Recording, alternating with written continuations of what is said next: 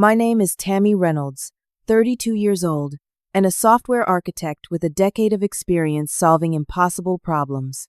When Nexus Technologies assigned me to their $75 million healthcare integration project, I was excited. Then I saw the solution was simpler than everyone thought. "This project is too easy," I told my manager, Sandra. Her face turned crimson. 2 hours later, I was fired. What happened next shocked everyone, especially the executives who watched their project implode without me. If you are watching this, drop a comment letting me know where you are from, hit that like and subscribe button, and stick around to see how one honest comment cost a company millions. I graduated from MIT with honors in computer science at 22. My professors called me a natural systems thinker. I could visualize complex architecture, like some people see music or math. It was never showing off just how my brain worked. After college, I joined DataStream, a mid-sized company, where I quickly moved from junior developer to lead architect in 3 years. My specialty became enterprise software integration, particularly in healthcare systems. These projects were notorious for failure, with statistics showing nearly 60% ended up abandoned or massively over budget. My reputation grew after I rescued a failing hospital records project that had burned through $4 million with nothing to show. I simplified their approach, identified the core issues, and delivered a working system in 6 months. That success led to multiple offers, including the one from Nexus Technologies. Nexus was the big leagues. They had Fortune 500 clients, lavish offices in downtown Seattle, and a reputation for cutting-edge work. The salary was double what I made before, and the prestige was undeniable. James Harrison, the CEO, personally recruited me after hearing about my work. "We need someone who can cut through complexity," he told me during the interview. "We have a massive healthcare integration coming up, and I want you leading the technical strategy." I should have paid more attention to the warning signs during my first few weeks. Nexus had a strange culture, where appearing busy and stressed was valued more than actual productivity. People scheduled unnecessary meetings, sent emails at midnight, and competed over who worked the most weekends. Efficiency was almost viewed with suspicion. My direct manager, Sandra Walker, epitomized this culture. She had an MBA from Wharton and dressed impeccably in designer suits, but her technical knowledge was limited. She compensated with aggressive management tactics and territorial behavior. During my first performance review, she told me, "At Nexus, we value team players who respect the hierarchy." The company had recently been acquired by Global Tech, a larger corporation which added another layer of politics. Executives were jockeying for position, departments fought over resources, and everyone feared the inevitable redundancies. Among this challenging environment, I did find allies. Rachel Davis, a project manager with an engineering background, became both colleague and friend. Unlike others, she valued results over appearances. "Most people here are playing corporate theater," Rachel told me during a rare honest lunch conversation. "Sandra is especially sensitive about her technical limitations. Be careful not to make her look bad even unintentionally." I also worked closely with Michael Chen, the project lead who had been with Nexus for 8 years. He was technically competent, but had been shaped by the company culture to prioritize process over innovation. He approached problems with a checklist mentality, rather than stepping back to see the bigger picture. The project that would eventually lead to my downfall was massive even by industry standards. Nexus had secured a contract to integrate electronic health record systems across 12 major hospitals in the Mid-Atlantic healthcare network. The contract was worth $75 million, with strict penalty clauses for delays or performance issues. What made the stakes even higher was that 2 previous companies had attempted this integration and failed. The healthcare network was desperate for success as the fragmented systems were causing serious issues in patient care. Doctors couldn't access complete records, medications were sometimes duplicated, and critical alerts weren't being properly communicated. This wasn't just about money, it was about lives. James Harrison made the gravity clear in the project kickoff meeting. "This is not just our biggest contract of the year," he said, scanning the room of 30 team members. "This is about proving Nexus can solve problems others cannot. And more importantly, it is about creating a system that will literally save lives." The project team included 24 developers, 6 system architects, including myself, 8 project managers, and a dozen analysts and quality assurance specialists. Sandra oversaw everything as the executive sponsor, though she rarely engaged with the technical details. What no one realized yet was that I had worked with similar systems during my time at DataStream. I immediately recognized the core integration challenges that had likely derailed the previous attempts. While everyone else saw an impossibly complex problem, I saw a clear, if challenging, path forward. The early days of the project were filled with excitement and possibility. I dove into the technical documentation, analyzing the 12 different hospital systems we needed to integrate. While others saw chaos, I recognized patterns. 3 of the hospitals used variations of the same Epic system. 4 others used Cerner, with different configurations. The remaining 5 had custom solutions, but they all followed healthcare data standards I was familiar with. During the first technical planning session, I presented my initial assessment to the architecture team. The previous attempts failed because they tried to create custom integrations between each system pair. I explained, drawing a diagram that showed 72 different connection points. That approach is unsustainable and prone to failure. Instead, I proposed creating a central translation layer that would standardize all communications. This would reduce the integration points from 72 down to just 12 for each system. Michael Chen looked skeptical. "That sounds too simple. These systems have fundamentally different architectures." "The complexity is in the details," I acknowledged, "but the overall approach is straightforward." I implemented something similar at DataStream for a smaller hospital group. The technical team was receptive, especially when I showed examples from my previous work. For the first time in weeks, I felt I was making a real contribution. The energy in the room was positive as we began mapping out the details of my proposed solution. That evening, I received an unexpected call from James Harrison. "I heard about your proposal today," he said. "It sounds promising. If you can simplify this monster, you will have a bright future at Nexus." The next morning, Sandra called me into her office. I expected praise for the breakthrough, but her expression was cold. "I understand you presented a complete solution without consulting management." "First," she said, tapping her pen against the desk. "That is not how we operate here." "I was just sharing initial thoughts with the technical team," I explained. "It is not a complete solution yet, just a different approach.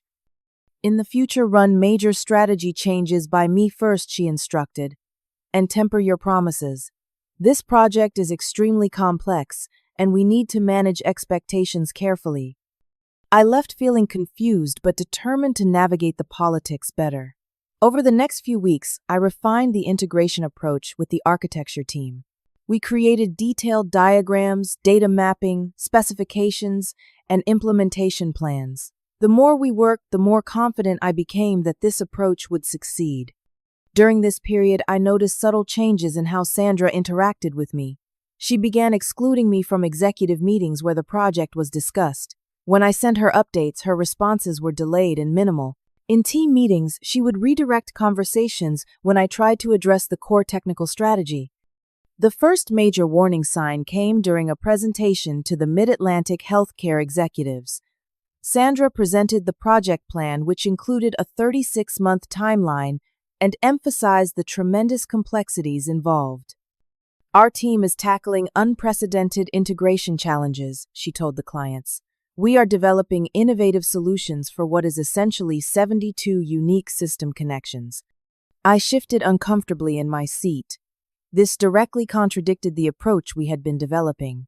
When one of the hospital CTOs asked about simplifying the integration model, Sandra vaguely referenced exploring efficiencies without acknowledging the central translation layer we had designed. After the meeting, I tried to address this with her. "Sandra, I noticed you presented the old integration model. We have moved away from that approach weeks ago. That was a strategic decision, she replied. We cannot promise a simpler solution until we are 100% certain. These clients have been burned before, and we need to manage their expectations. I began noticing other troubling patterns. Resources were being allocated to developing point-to-point integrations despite our team agreement on the central translation approach. Documentation I needed was consistently delayed. Team members who had been working closely with me were reassigned to other aspects of the project. One afternoon, I overheard Sandra speaking with another manager in the break room. Tammy is technically smart but politically naive, she said. She does not understand that sometimes we need to make things look more complex to justify the budget. Plus, her direct approach ruffles feathers. The comment stung, but it also helped me understand the dynamics at play. Sandra was deliberately maintaining the appearance of complexity. My approach threatened not just the project's structure, but possibly the budget and timeline that had been sold to the client. Despite these challenges, I continued refining the technical approach with the core team members who still worked with me. We created prototypes proving our solution could work, though we did so with limited resources and little executive visibility. Rachel pulled me aside after one particularly productive development session. Your approach is clearly superior, but you need to be careful.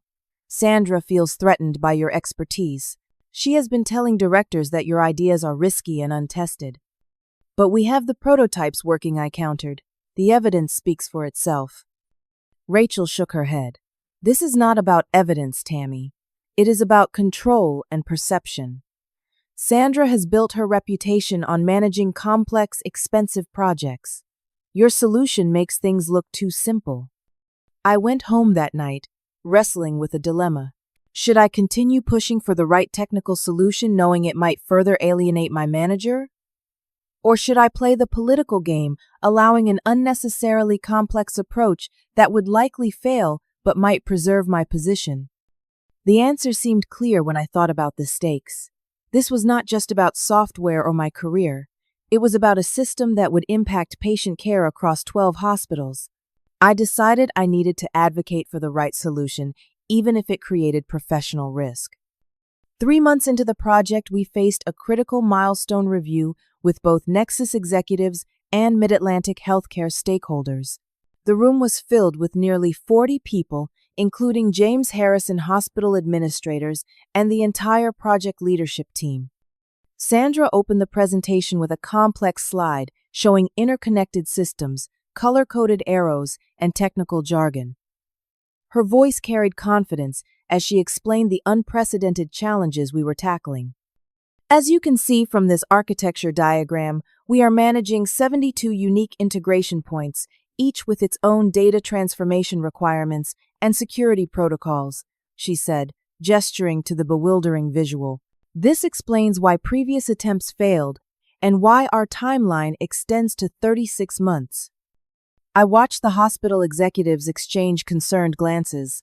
They had already waited years for a solution and now faced another 3 years of development with no guarantee of success. When Sandra finished her technical overview, she asked if anyone from the team had additional insights to share. The room fell silent. This was my moment of decision. I would like to offer a perspective on the technical approach, I said, standing up. Sandra's smile froze as I walked to the front of the room. Using the whiteboard, I drew a simple diagram showing the central translation layer concept. I explained how it would standardize communications between systems, significantly reducing complexity and development time. Based on our prototypes and analysis, we could deliver this solution in 18 months, not 36, I concluded. The approach is not novel. It is industry standard for complex integrations, which is why I believe this project is actually much more straightforward than it appears. A hospital CTO leaned forward. Are you saying this integration is simple? Not simple, I clarified, but simpler than the current plan suggests. With the right approach, this is a very solvable problem. Then why did the previous 2 companies fail? A Nexus director asked. They attempted the same point-to-point integration strategy currently being presented, I replied. That approach scales poorly and becomes unmanageable with systems this diverse. The room erupted in questions mostly directed at me. For 20 minutes I fielded technical inquiries, drawing more diagrams and explaining implementation details. The hospital executives looked increasingly optimistic, while the Nexus leadership team appeared stunned. When the discussion finally quieted, Sandra stepped forward with a tight smile.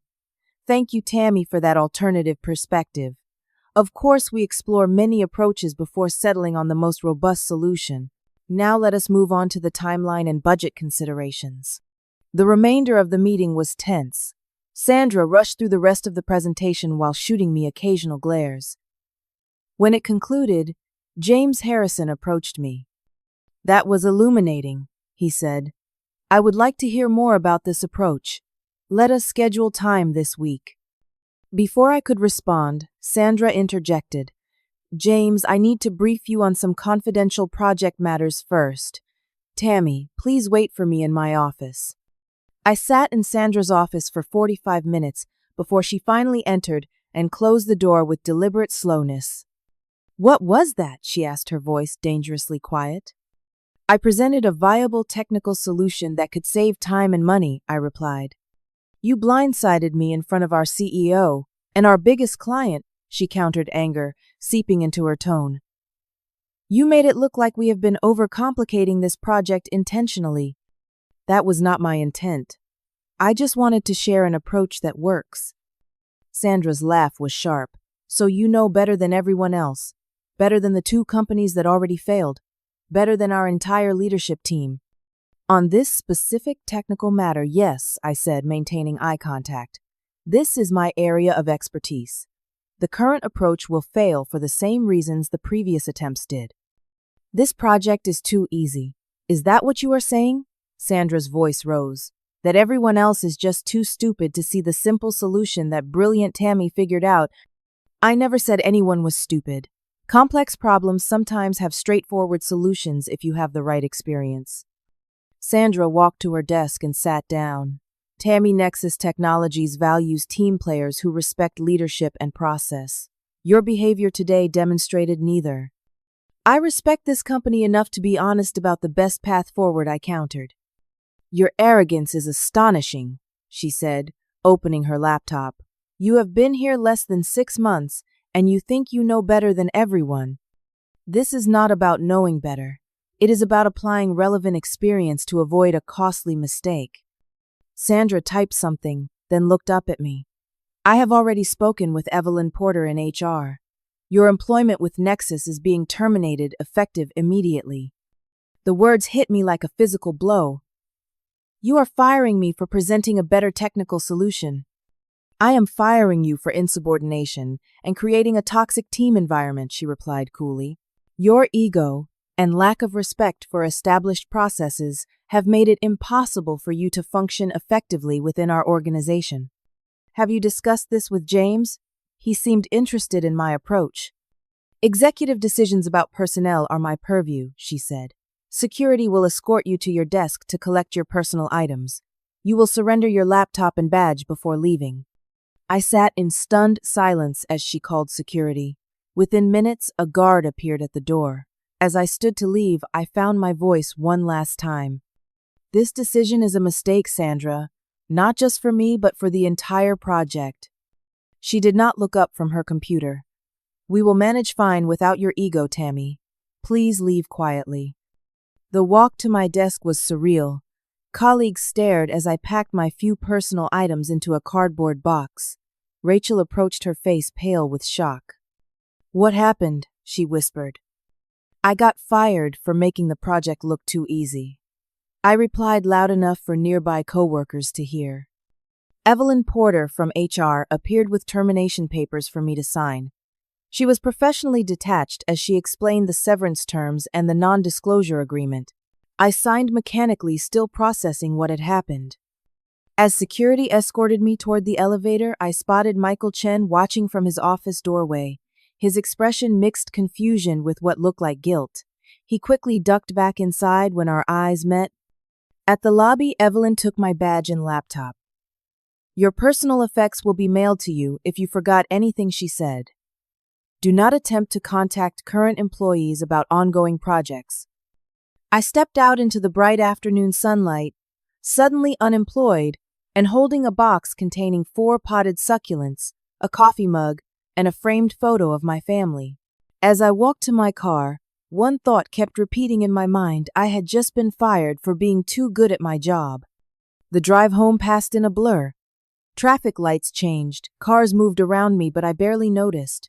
My mind replayed the meeting, the confrontation with Sandra, the shocked faces of my colleagues. Had I been too direct, too confident? Should I have played the political game better? I pulled into my apartment complex and sat in the car for nearly 20 minutes staring at nothing. Being fired felt like both a professional and personal rejection. My identity was deeply tied to my work to solving complex problems. Now I was just unemployed. Walking into my empty apartment intensified the feeling. I set the cardboard box on my kitchen counter and collapsed onto the couch, finally allowing the emotions to surface. Anger came first, hot and consuming. How dare Sandra fire me for doing my job well? Then came waves of humiliation. What would colleagues think? What would future employers say when they called Nexus for references? I grabbed my phone and called the one person who would understand: my former mentor, Barbara Lewis. She had guided me through my early career and always offered unvarnished advice. They fired you for what? Barbara asked after I explained the situation. For making the project look too simple, I replied, for threatening the complex narrative they had built. Barbara sighed. Tammy, you have always been brilliant with systems, but less adept with people. Some managers need to be the smartest person in the room. They need complexity to justify their value. So, I should have pretended the problem was harder than it was. Not pretended, but perhaps been more strategic in how you communicated your solution, she suggested. Giving Sandra private credit, bringing her into the process earlier, letting her present the simplified approach as a joint discovery. The advice stung because I recognized its truth. I had focused on the technical problem while ignoring the human element. In my eagerness to implement the right solution, I had threatened Sandra's authority and expertise in a very public way. That evening, my phone buzzed with messages from colleagues. Rachel sent a supportive text. What happened today was wrong. Many of us know it. Take care of yourself. 3 other team members reached out with similar sentiments. Even Michael sent a brief message. Sorry about today. Your approach was the right one. Their support helped, but I still felt adrift. The next morning, I woke to an email from James Harrison. My heart raced as I opened it, hoping for intervention. But the message was brief and corporate. Tammy, I was disappointed to learn of your departure. Unfortunately, personnel decisions are made at the departmental level. I wish you success in your future endeavors. So much for executive support. I spent the day alternating between job search websites and periods of angry pacing around my apartment. By evening, I had updated my resume, but felt too emotionally raw to send applications. My sister Melissa called that night. Come stay with me for a few days, she insisted. You need to get out of your apartment and clear your head. Melissa lived 2 hours away in Portland, and the change of scenery proved exactly what I needed. Her perspective as a psychologist offered insights I had missed. You are mourning, she explained, as we walked along the waterfront. Not just a job, but an identity and a future you had imagined. I know I was right about the technical approach, I said. That is what makes this so frustrating. Being right does not always matter in organizations, she replied. You threaten someone insecure about their own expertise. That is rarely a winning strategy, even when your intentions are good. Over the next few days, I began to process what had happened more objectively. I recognized that while my technical assessment had been correct, my approach had lacked political awareness. I had not considered Sandra's perspective or needs. I had not built the necessary alliances before challenging the status quo. What would you have done differently? Melissa asked one evening. I would have met with Sandra privately first, I admitted, shown her the solution and given her ownership, made it our approach, not mine. I would have helped her understand the technical details so she felt confident. That is growth, Melissa noted. Learning to navigate the human systems as effectively as you navigate technical ones. A week after the firing, I returned to my apartment feeling more centered. 3 recruiters had already reached out through LinkedIn, having heard industry rumors about my departure from Nexus. One mentioned specifically that my reputation for solving complex integration problems had reached their client. The irony was not lost on me. Being fired for making something look too easy had somehow enhanced my professional reputation in certain circles. One recruiter representing a healthcare technology startup was particularly persistent. Our client specifically asked about you, she explained during our call. They are working on interoperability solutions and said your approach at DataStream was revolutionary. For the first time since the firing, I felt a glimmer of hope.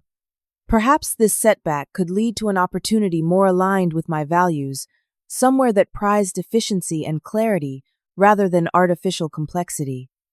I decided to take 2 weeks before committing to interviews. I needed time to reflect and ensure my next position would be a better cultural fit. During this period, I received an unexpected text from Rachel. The project is starting to unravel. Multiple integration points failing. Sandra is blaming the technical team. Thought you would want to know. I felt a complex mix of vindication and concern. While part of me wanted to see Sandra face consequences, I also genuinely cared about the project succeeding. Those hospital systems needed this integration to work for patient care. What is happening with the central translation layer concept? I texted back. Abandoned after you left, Rachel replied. Sandra told everyone it was too risky and untested. We are back to 72 point-to-point integrations. I shook my head at the short-sightedness, but resisted the urge to say I told you so. Instead, I focused on moving forward with my own career while keeping tabs on the Nexus project from a distance. 3 weeks after my termination, Rachel called me during her lunch break, speaking in hushed tones. Things are falling apart, she said. 4 of the initial integration points failed quality testing. The clients are getting nervous, and Sandra is in panic mode. What exactly failed? I asked, unable to suppress my professional curiosity. Data transformation between the Epic and Cerner systems. The custom code works in isolation, but breaks when multiple systems interact. Exactly what you warned about. Over the next few weeks, Rachel provided regular updates. The project timeline had already slipped by 2 months. Emergency meetings had become daily occurrences. Sandra had brought in expensive consultants who were essentially starting from scratch with analysis. The team is confused and demoralized, Rachel reported during one call. Everyone remembers your simplified approach, but nobody dares mention it. Sandra shuts down any discussion that references your work. Michael Chen also reached out asking technical questions that he framed as hypothetical scenarios. It was clear he was trying to reconstruct aspects of my solution without directly admitting it. Hypothetically, he wrote in one email, would a central translation layer require custom adapters for each system, or could it use existing API endpoints? I answered his questions while maintaining professional distance. Despite how things had ended, I still wanted the project to succeed for the sake of the hospitals and patients who needed these systems integrated. 6 weeks after my departure, the situation reached a crisis point. Rachel called me on a Sunday night, sounding exhausted. They had us working all weekend trying to fix the integration failures before the client review tomorrow, she said. Nothing is working. The data mappings are inconsistent. The transformation rules conflict with each other, and nobody has a comprehensive understanding of the entire system anymore. Has anyone suggested returning to the central translation approach? I asked. Several team members have tried, but Sandra insists we are too far along to change course now. She keeps saying we just need to work harder. The next day, I received texts from 3 different Nexus employees. The client review had been disastrous. 2 hospital CTOs had directly questioned why the simplified approach I had presented months ago had been abandoned. Sandra had fumbled through explanations about unforeseen technical limitations that made it unfeasible. James Harrison had finally begun asking difficult questions about the project direction.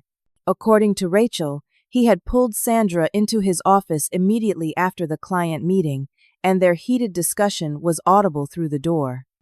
Over the next 2 weeks, the project continued its downward spiral. The development team was now 3 months behind schedule. Budget overruns had reached $8 million. Mid-Atlantic healthcare executives were threatening to invoke penalty clauses in the contract. Rachel described the increasingly desperate attempts to salvage the project. They have divided the team into 12 task forces, one for each hospital system. Nobody is coordinating between groups anymore. People are creating workarounds that conflict with other workarounds. It is total chaos. Michael sent me a direct message that simply read, "You were right. This approach is failing exactly as you predicted." 2 months after my firing, the project reached its breaking point. Rachel called me, her voice tight with stress. They scheduled an emergency demonstration for the client to show progress, she explained. It was a complete disaster. When they tried to transfer test patient records between 3 systems, the data became corrupted. Medication lists disappeared, diagnosis codes changed, and patient identifiers got mixed up. Was anyone harmed? I asked, immediately concerned about live patient data. No, it was all in the test environment, thankfully. But one of the hospital directors pointed out that in a production environment, errors like that could have led to serious medical mistakes. The fallout was immediate and severe. Mid-Atlantic Healthcare issued a formal warning letter stating that Nexus had 30 days to demonstrate significant progress, or they would terminate the contract and seek damages. 2 days later, my phone rang with a number I recognized: Nexus Technologies headquarters. "Tammy Reynolds," I answered cautiously. "Tammy, this is James Harrison." The CEO's voice sounded tired. "I think we need to talk." I met James Harrison at a quiet coffee shop downtown away from the Nexus offices. He looked haggard with dark circles under his eyes and a rumpled suit, a stark contrast to his usual polished appearance. "Thank you for meeting me," he said after we had ordered. "I will be direct. The Mid-Atlantic project is failing, and I believe you had the right solution all along." "What happened after I left?" I asked, though I already knew much from Rachel's updates. James sighed heavily. "After your departure," Sandra continued with the point-to-point integration strategy, "the complexity grew exponentially, exactly as you predicted. We now have teams working in silos with no coherent overall architecture. And the central translation layer concept abandoned," he admitted. "Sandra convinced the leadership team it was untested and risky. Now I understand she felt threatened by your approach because it simplified what she had portrayed as extraordinarily complex." He took a sip of coffee, then met my gaze directly. "I have removed Sandra from the project.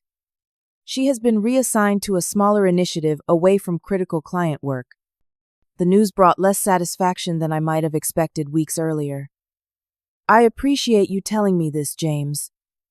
But why exactly are we meeting?" "I want you to come back," he said. "Not as an employee, but as an independent consultant with full authority over the technical approach. Triple your previous salary, complete autonomy, and direct access to me for any resources you need." The offer was unexpected despite Rachel's hints that something was brewing. Part of me wanted to refuse out of principle to let them face the consequences of Sandra's decisions and my unjust termination. But I also thought about the healthcare systems that needed this integration, the patients who would benefit. "I would need certain guarantees," I said carefully. "Complete technical control, my choice of team members. No interference from management in the implementation approach." "Done," James replied without hesitation. "At this point, we just need this project saved. The company's reputation and financial health are on the line." "I will need time to think about it," I told him, "and I want everything in writing, including acknowledgement that my previous termination was unjustified." James nodded. "You will have a formal offer letter and consulting agreement by tomorrow. We need you, Tammy. The client has specifically asked if we could bring you back." That evening, I called Barbara for advice. "They fired you unjustly and now want you to save them," she summarized after I explained the situation. "Professionally, it is a massive vindication. The question is whether you want to work with people who discarded you so easily. James seems genuinely remorseful, I said, and Sandra has been sidelined. Consider your terms carefully, Barbara advised. This is a strong negotiating position. Beyond compensation, think about what you need to succeed and what you want for your future. After careful consideration, I accepted the consulting role with specific conditions, complete technical authority, a public acknowledgement that my approach had been correct, and an equity stake in the project's success. James agreed to everything within hours. 3 days after our coffee meeting, I walked back into Nexus Technologies. The atmosphere was noticeably different. Team members who had previously avoided eye contact now approached with relief. Michael Chen waited by my temporary office, clearly anxious to begin work. "I am sorry I did not speak up when Sandra fired you," he said immediately. "I knew you were right but was afraid for my own position." "We are moving forward now," I replied. "I need your help to implement the central translation layer. Are you in?" His relief was palpable. "Absolutely. The team is ready for a coherent approach. Everyone knows the current strategy is failing." My first action was to call an all-hands meeting for the project team. Nearly 60 people crowded into the main conference room, with others joining remotely. James Harrison introduced me formally. "Tammy Reynolds has rejoined the Mid-Atlantic project as our chief technical consultant," he announced. "She has my complete confidence and full authority over the technical implementation. I expect everyone to provide their full cooperation." When James finished, I addressed the team directly. "Many of you remember my perspective on this integration. Today, we reset our approach. We are implementing a central translation layer that will standardize communications between all systems. This will reduce complexity, improve reliability, and get us back on schedule." I pointed to the whiteboard where I had drawn the same diagram from months ago. "This is not experimental or risky. This is industry best practice that I have implemented successfully before. We have already lost valuable time, so we need to move quickly and decisively." The room's energy transformed as I outlined the new direction. Engineers who had been demoralized now asked engaged questions. Project managers who had been tracking slipping milestones began to see a path forward. Rachel caught my eye from across the room and gave me a subtle thumbs up. For the first time since this project began, people seemed genuinely hopeful. Over the next week, I reorganized the team structure, eliminating the silos that had developed. Instead of 12 separate groups working on individual hospital integrations, we created functional teams focused on specific aspects of the central translation layer. Michael became my technical deputy, helping translate my architecture into detailed implementation plans. Rachel coordinated the project management aspects, ensuring resources were properly allocated. We worked intensely, often 14-hour days, to recover lost time. The simplified architecture allowed for much faster development once everyone understood the approach.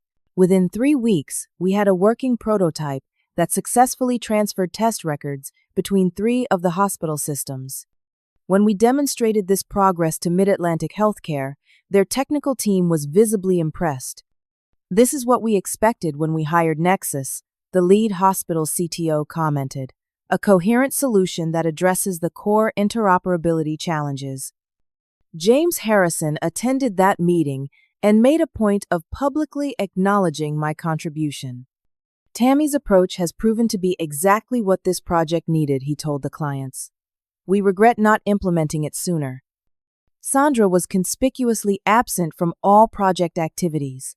I later learned she had taken a leave of absence after being removed from the project leadership. While I felt no pleasure in her professional difficulties, I recognized that accountability was necessary. As the weeks progressed, our momentum accelerated. The central translation layer proved its value as we connected additional hospital systems. Integration points that had previously required weeks of custom coding now took days using our standardized approach. Team morale soared as success replaced failure. People who had been working weekends out of desperation now did so from genuine engagement with the project. The sense of shared purpose was palpable. 2 months after my return, We reached a critical milestone, all 12 hospital systems successfully communicating through the central translation layer.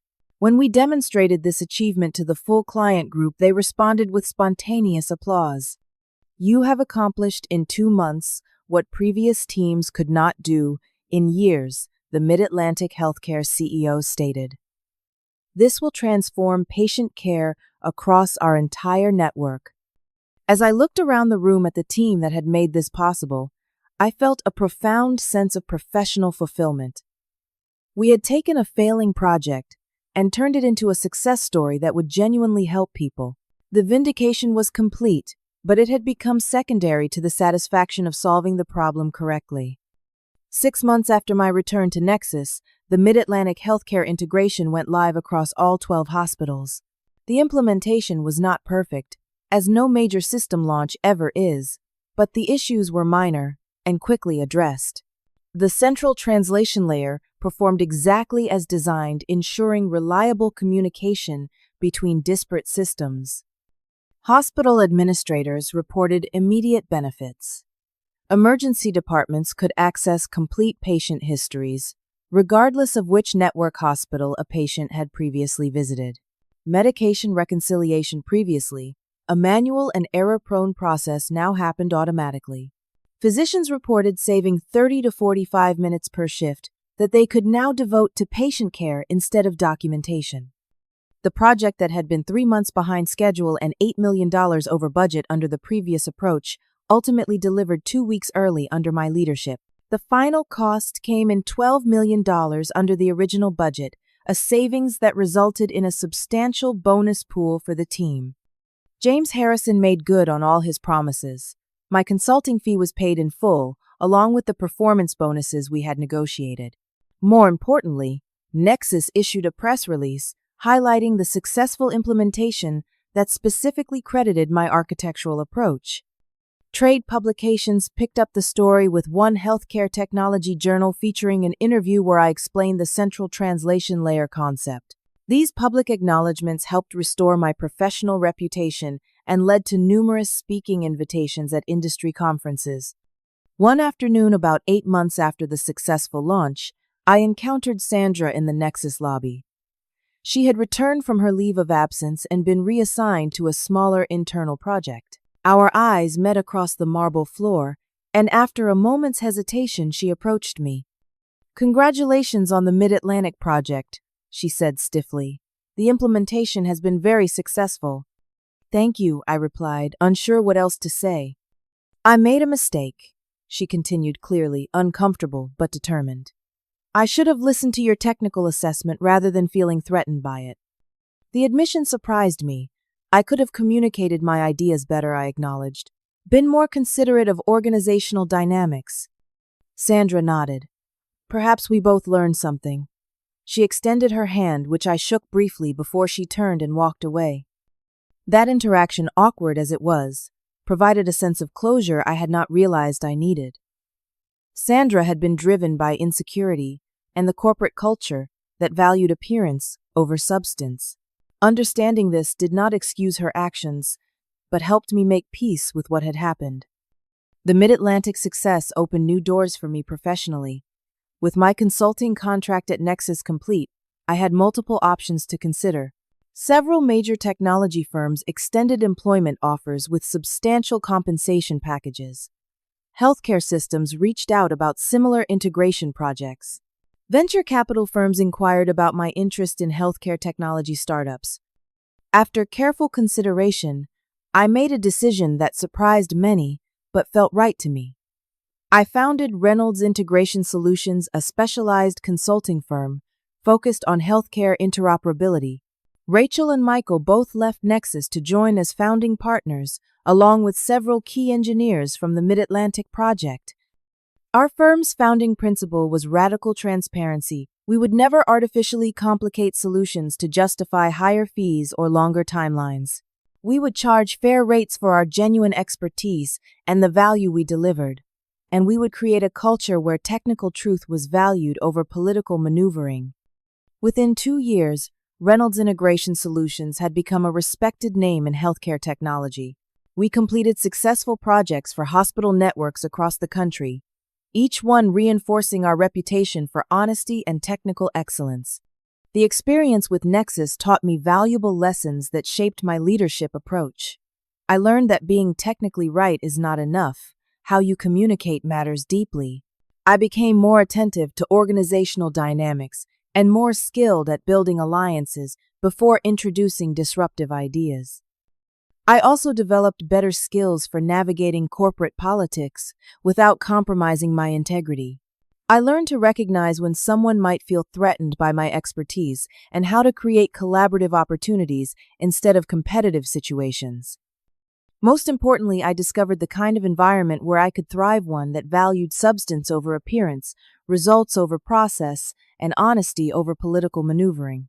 By creating that environment in my own company, I found professional fulfillment beyond what I had imagined possible.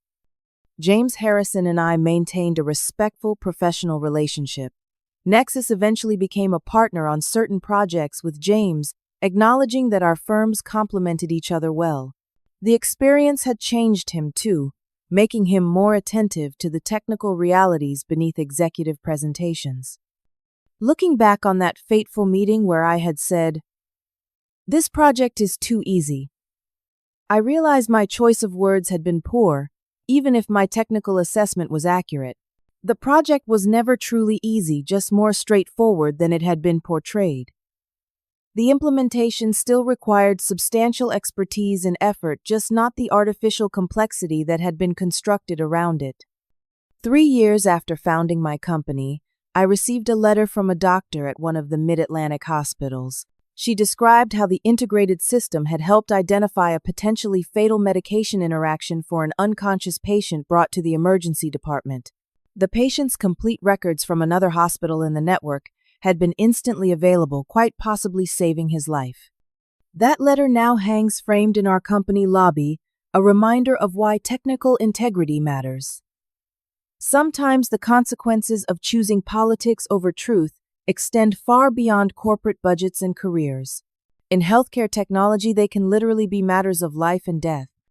My journey from fired employee to successful founder taught me that professional success is not just about technical skill, but about finding environments that align with your values. For those watching who might face similar challenges, remember that being dismissed for excellence is a badge of honor, not shame. The right approach will eventually be vindicated, even if the path getting there is difficult. Have you ever stood up for what was right professionally, even when it was risky? Share your experience in the comments below. If you found my story valuable, please like this video and subscribe to the channel for more authentic career insights. And remember, sometimes the seemingly harder path of integrity leads to the most rewarding destinations. Thank you for listening to my story.